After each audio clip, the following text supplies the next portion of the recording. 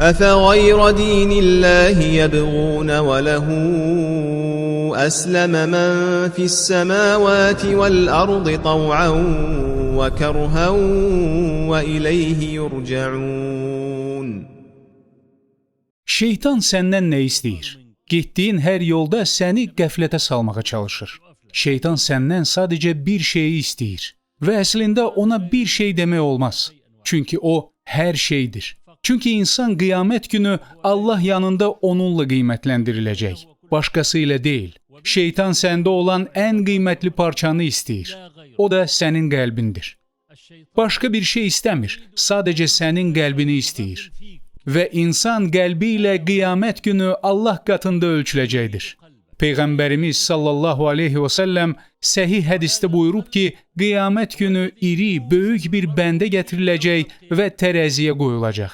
Lakin onun çəkisi Allah yanında bir ağcıqanad qanadı qədər belə olmayacaq. Başqa bir səhih hədisdə isə Abdullah ibn Masud, Allah ondan razı olsun, haqqında bildirilir ki, o çox arıq idi. Elə zəif idi ki, külək əsəndə onu yerə yıxırdı.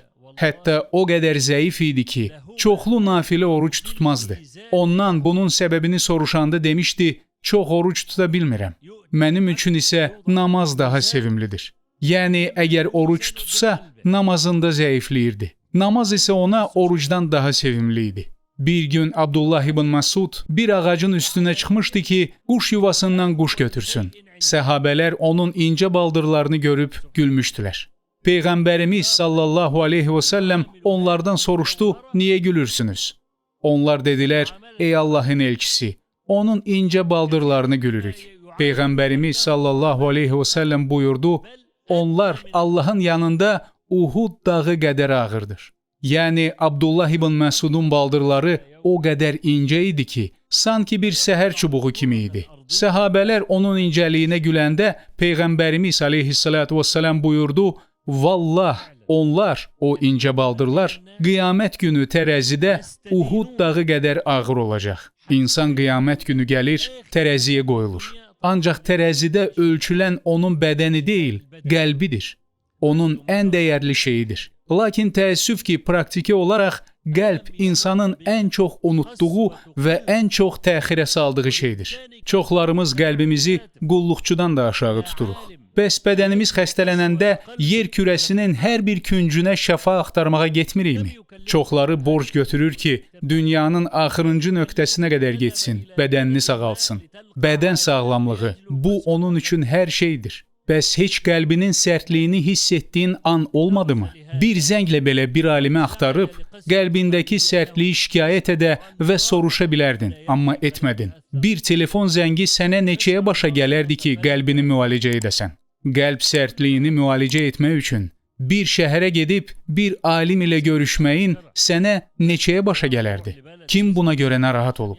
İnsan Quranı dəfələrlə dinləyir, amma nə ağlayır, nə də təsirlənir. Nəsihət eşidir, amma yenə də ona heç bir təsir olmur. Təxminən hamımız bu adam kimiyik. Ola bilərmi ki, insan sadəcə bir alimlə görüşüb, qəlbindəki sərtliyi müalicə etmək üçün bilet alıb təyyarəyə minsin, başqa bir ölkəyə gedib oteldə qalsın. İnsanlardan neçəsi bu işi görər? Görürsüz, sizə demədimmi, biz qəlbimizi qulluqçu kimi, hətta qulluqçudan da aşağı qiymətləndiririk. Halbuki sən qiyamət günü qəlbinə görə ölçüləcəksən.